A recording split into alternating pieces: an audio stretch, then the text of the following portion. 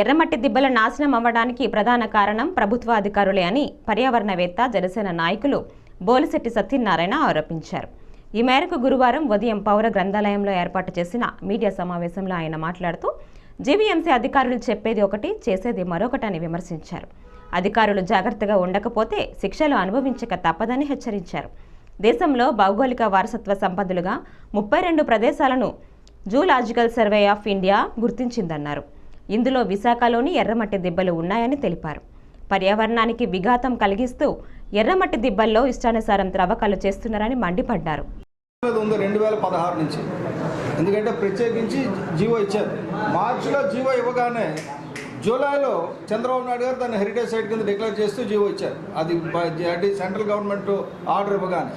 ఇప్పుడు important thing ఏంటంటే మీ ద్వారా నేను చెప్పాల్సింది, వీళ్ళు నిజంగా ఈ భీమిలి కోఆపరేటివ్ సొసైటీ వాళ్ళు మంచి వాళ్ళు అయితే వాళ్ళు నాలా పర్మిషన్ తేవడానికి ప్రభుత్వ వర్గ అధికారులు మేనేజ్ చేయడానికి బ్రోకర్లు పెట్టుకున్నారు. కొన్ని కోట్ల రూపాయలు ఇచ్చి, అంటే ప్రభుత్వం అంటే ఎవరైనా అప్లై చేయాలంటే మున్సిపల్ కార్పొరేషన్కి వెళ్ళి అడగాలి. అంతేగాని కొన్ని కోట్లు ఇచ్చి ఒక బ్రోకర్ని పెట్టుకున్నారు నాలా నుంచి దాన్ని పైకి తీసుకురావడానికి. అలాగే నాన్ అగ్రికల్చర్ ల్యాండ్ కింద అగ్రికల్చర్ కింద అంటే రెసిడెన్షియల్ ల్యాండ్ కింద కన్వర్ట్ చేయడానికి, అలాగే దీన్ని ఎర్రమట్టి దిబ్బల జోన్ నుంచి పక్కకి తిప్పడానికి, ఇవన్నిటికీ డబ్బులు ఖర్చు పెట్టకపోతే అవ్వదన్న పరిస్థితి తీసుకొచ్చి వాళ్ళు అపాయింట్ చేసిన సర్క్యులర్ ఇచ్చారు. రకంగా ఎయిడెడ్ సేవలు ఇచ్చిన సర్క్యులర్ 2018, 15, 16 ఇచ్చిన సర్క్యులర్ చూస్తే నాకు ఆశ్చర్యం వేస్తుంది.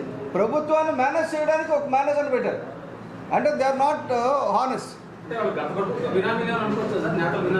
సార్ గత నేతలు బినామీలా కాదనేది కాదండి. ప్రభుత్వంలో లూప్ హోల్స్, ఎవరైనా సరే వీక్ పాయింట్ ఉంటే, ఎవరైనా తప్పుడు అంటే అధికారం లేనిదాన్ని అమ్మడానికి ఎవరికి అధికారం లేదండి.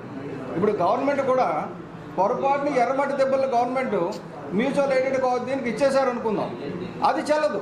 ఎందుకు చెల్లదంటే అది ఎర్రమట్టి దెబ్బలు న్యాచురల్ హెరిటేజ్, ఆ సైట్ అమ్మడానికి లేదు. అమ్మడం ఎలాగమ్మారంటే కిందన ఉన్న అధికారులు ఇవి ఎర్రమట్టి దెబ్బలు కావు, ఇవి ఉట్టుమట్టి దెబ్బలు, దాని పక్కన ఉన్నాయి, దానికి దీనికి సంబంధం లేదని ఒక లాటరీ రాస్తాడు. దాని మీద ఆ సేల్ జరుగుతుంది. కానీ అటువంటి సేల్స్ కూడా చెల్లవు. నేను చెప్పేది ఏంటంటే అటువంటి ఎర్రమట్టి దెబ్బల ప్రాంతంలో ఎవరు ఎంత పెద్దవాళ్ళు కొనుక్కున్నా ఆ బిల్డింగ్లు మాత్రం నిలబడవు అక్కడ. అది డెఫినెట్గా దీన్ని ఏ పార్టీ వాళ్ళు కొనుక్కున్నా కూడా సంబంధం లేదు, డెఫినెట్గా కోర్టుకు వెళ్తారు. ఈ విషయంలో నాకు తెలిసి పవన్ కళ్యాణ్ గారు కానీ చంద్రబాబు నాయుడు గారు కానీ రెండో ఆలోచన చేయరు. ఇంకోటి ఏంటంటే మేము మొత్తం 3-4 డిమాండ్లు పెడుతున్నాం, మీ ద్వారా 3 డిమాండ్లు పెడుతున్నాం.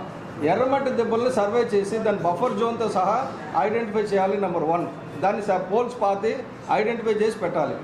నెంబర్ 2 ఏంటంటే తొట్లకొండలో 3000 ఎకరాలని జియోలాజికల్ సర్వే చేయించాలి. చేసి వాటి తాలూకు ఇంపార్టెన్స్, జియోలాజికల్ ఇంపార్టెన్స్ అవశేషాలు ఏమైనా, బుద్ధ అవశేషాలు ఏమైనా ఉంటే దాన్ని ఐడెంటిఫై చేసి దాన్ని ప్రొటెక్ట్ చేయాలి. 3వది శ్రీకాకుళం నుంచి అమరావతి వరకు ఉన్న బౌద్ధుల తాలూకా నిక్షేపాలు ఇంకేమున్నాయి. ఎందుకంటే మన విశాఖపట్నంలో తొట్లకొండ లాంటి ప్రాంతం ఉందని 77వ సంవత్సరం వరకు, 1977 సంవత్సరం వరకు మనకు తెలియదు. అది 1500 సంవత్సరాల క్రితం అక్కడ బౌద్ధరామం ఉండిందన్న సంగతి నేవీ వాళ్ళు సైట్ గురించి అని సర్వే చేస్తున్నప్పుడు దొరికింది. అంటే మనకి తెలియాల్సినవి చాలా ఉన్నాయి. మనం బీహార్ ప్రభుత్వం నుంచి, హర్యానా ప్రభుత్వం నుంచి నేర్చుకోవాల్సింది ఏంటంటే మన వారసత్వ సంపద ఎక్కడెక్కడ ఉందో దాన్ని జియోలాజికల్ సర్వే చేసి దాన్ని కాపాడుకోవాలి. కాపాడుకుంటేనే మన భవిష్యత్తు ఉంటుంది. ఇవాళ ప్రపంచంలో టూరిస్టులు అందరూ ఎక్కడికి వస్తారండి? 400 ఏళ్ళ క్రితం తయారైన అమెరికాను చూడడానికి వెళ్తున్నారు అనుకుంటున్నారు మీరు. కానీ ఈరోజు రాజస్థాన్ చూడడానికి వచ్చిన వాళ్ళు ఎక్కువ మంది ఉన్నారు. ఈరోజు తమిళనాడుని చూడడానికి టూరిస్టులు వచ్చిన వాళ్ళు ఎక్కువ మంది ఉన్నారు. ఎందుకంటే 1000 సంవత్సరాల చరిత్రని నాశనం చేసుకోకూడదు. మనం ఆ 1000 సంవత్సరాల చరిత్ర ఉండాలంటే అక్కడ ఎర్రమట్టి దెబ్బలు ఉంటే, ప్రపంచంలో ఎక్కడ ఉండో ఎర్రమట్టి దెబ్బలు ఉండాలంటే ఇక్కడికి వెళ్ళాలని.